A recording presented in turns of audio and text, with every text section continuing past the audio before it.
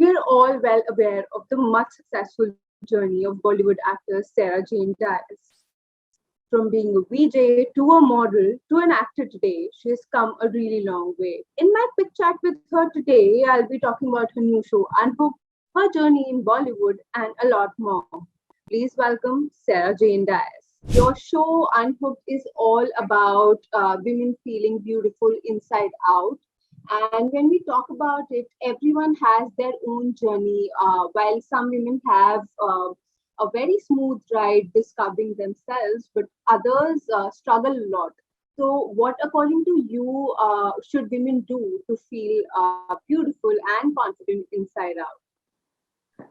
I think that's just it, right? When you talk about inside out, you want to start with what's inside and then move towards the outer appearance. Because if it's, I mean, it's very, it's an age old saying: if you don't feel good, you won't look good. So I think it's really about that. It's really about accepting and understanding who you are, how you feel about yourself. And if you don't accept who you are and how you feel about yourself, then correct that first before you try to correct your external appearance in any way.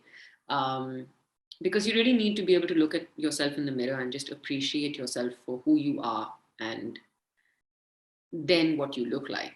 Because I firmly believe that, from a spiritual perspective, I believe that we are all born in a, this is kind of like a shell that we're born in, right? And then the person is on the inside.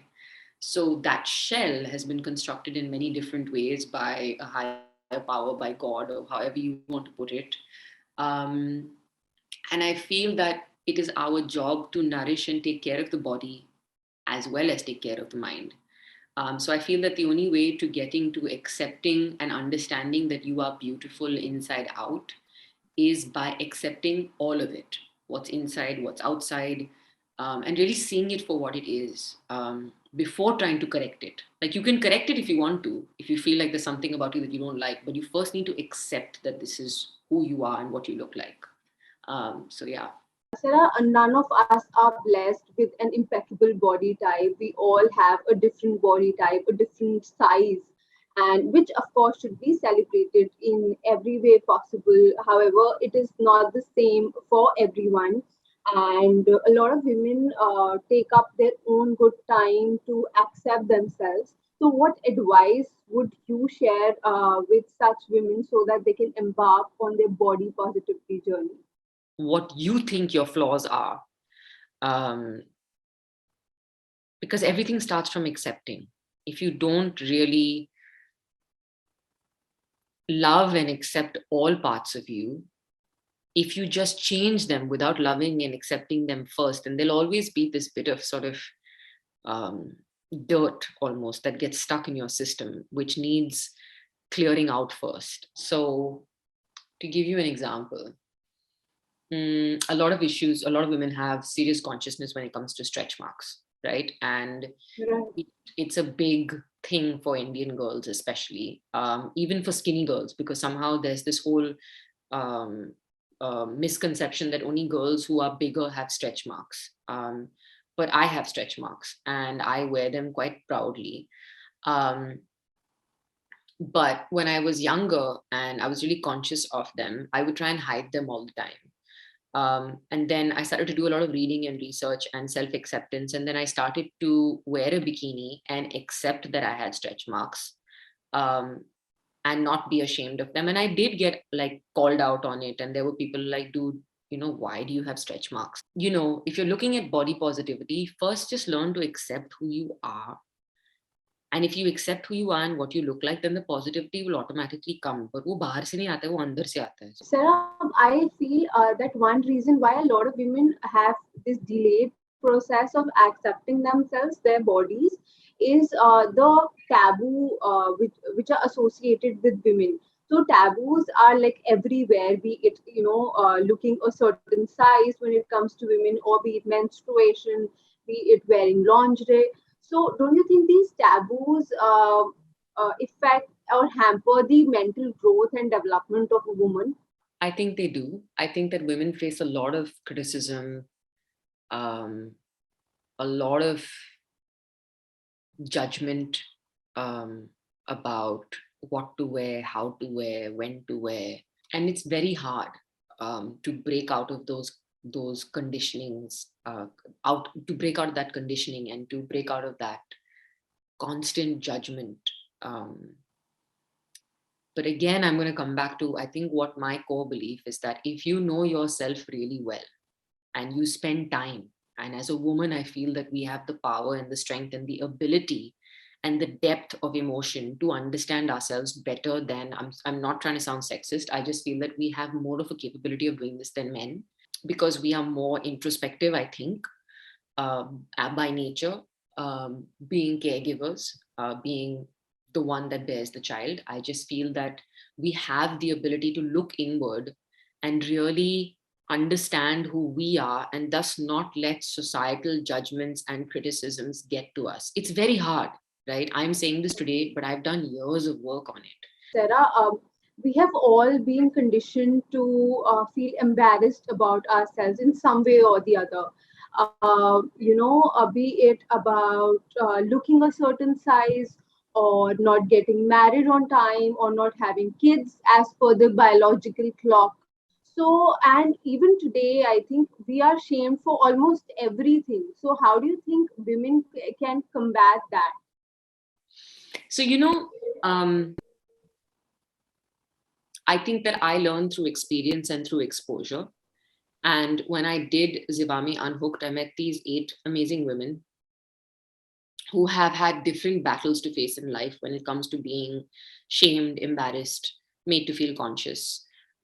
We had, so for example, Apurva, who's a dancer, and she was always made to feel embarrassed about the fact that she's bigger, in size than the other dancers, and was always made to feel conscious about the fact that there's a little jiggle over here or anything like that. Then we've had, a mother on the show.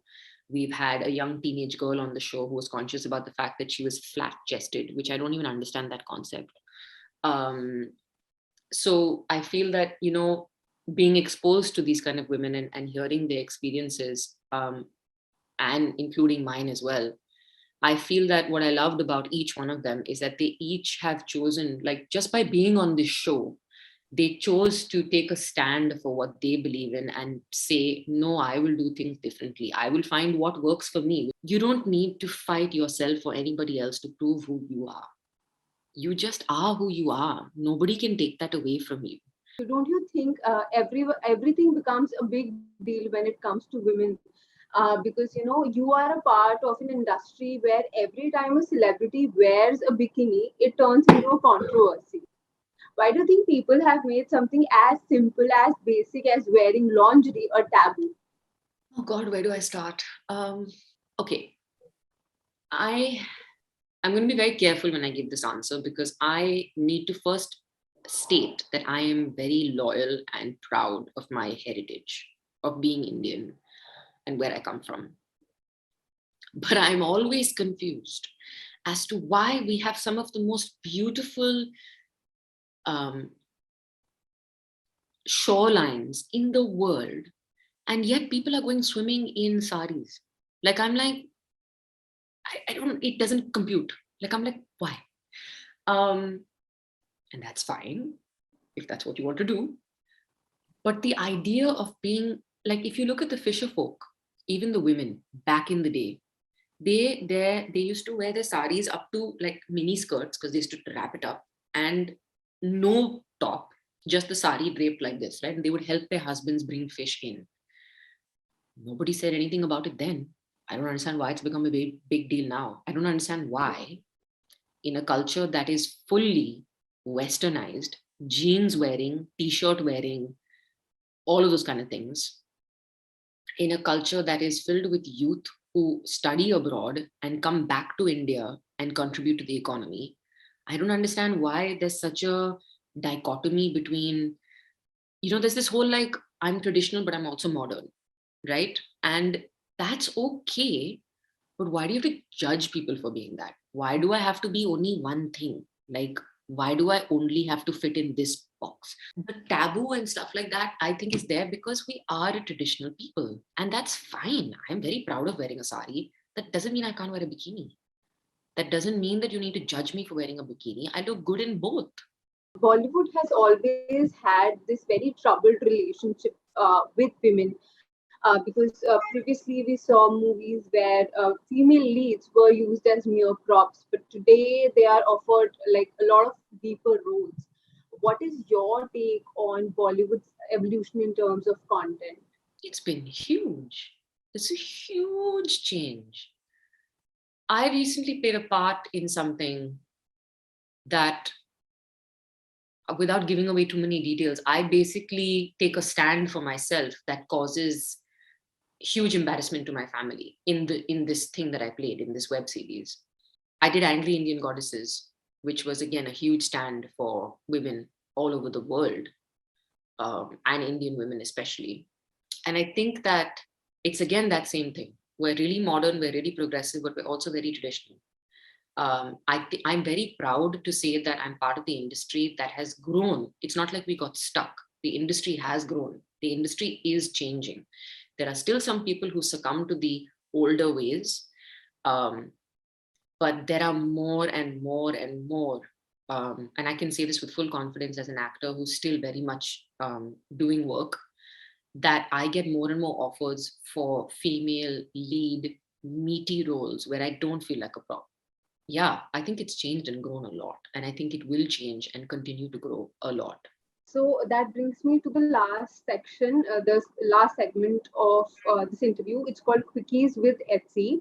And I'll be asking you some questions which we believe your fans would want to know about your beauty regime or about your daily rituals. Go for it. So, firstly, how do you begin your day? Do you follow any morning ritual? I do a glass of warm water, and usually I will eat a banana and go to the gym, or I will, if I have too much work, then I'll be home and I will eat a bowl of fruit and then go to the gym. Okay, so next is do you rely on homemade nuskas or home remedies for your skin and hair? Fully, And fully. which are your favorite ones? Please share the recipes.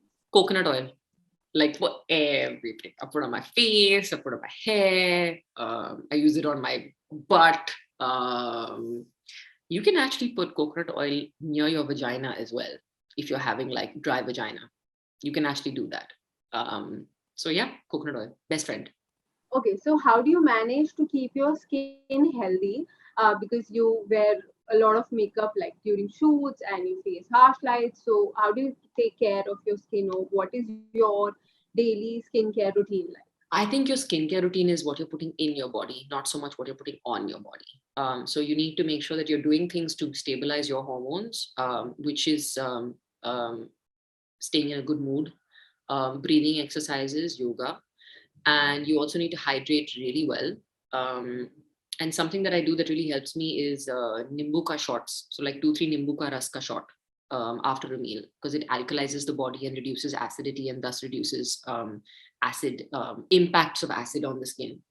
Um, Externally, I never sleep with makeup on. I always do a cleaning of my skin myself every couple of weeks.